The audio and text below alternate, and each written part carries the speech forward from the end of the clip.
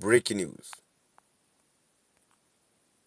Welcome to today's news. Here is the headlines. $1 million fraud. Efcc nabbed suspected syndicate impersonating Olukoyede. $1 million fraud.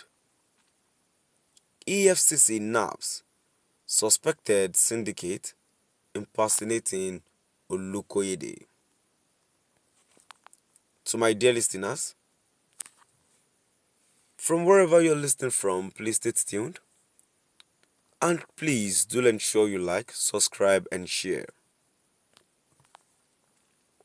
Now the details. The Federal Competition and Consumer Protection Commission, FCCPC, has given 1 month moratorium to traders and other market stakeholders involved in exploitative pricing to crash the prices of goods.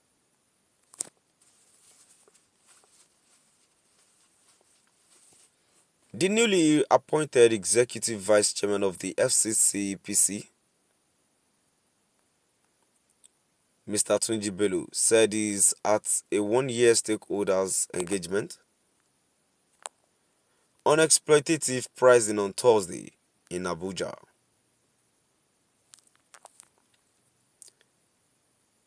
According to Bello, the commission will begin enforcement after the moratorium.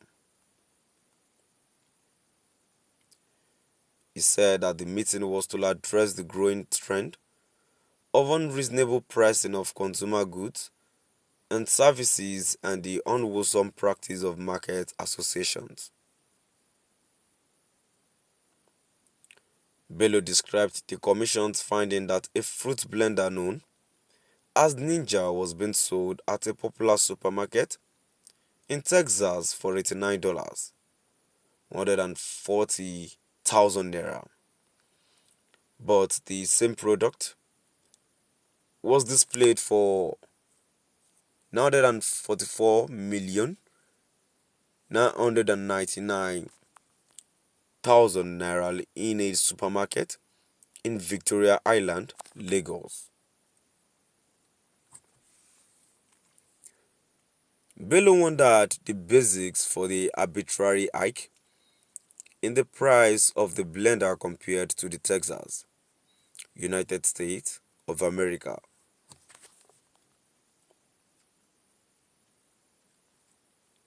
He said, the unwholesome practices, including price fixing, threatening the stability of the economy. Under Section 155, violators, whether individuals or corporate entities, face severe penalties, including substantial fines and imprisonment if found guilty by the court.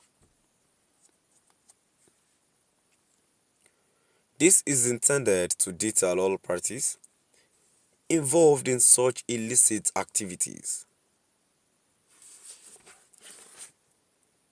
However, our approach today is not punitive. I therefore call on all stakeholders to embrace the spirit of patriotism and cooperation.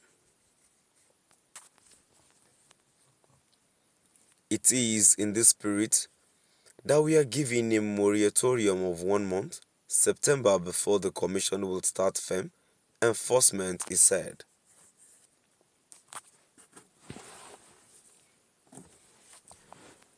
Bello said the government was aware of most of the problems raised by the market stakeholders. We have heard and you have genuine issues, and the government has the responsibility to address the problems, but generally, let us talk to ourselves too. There are also gang-ups to exploit consumers by traders, he said.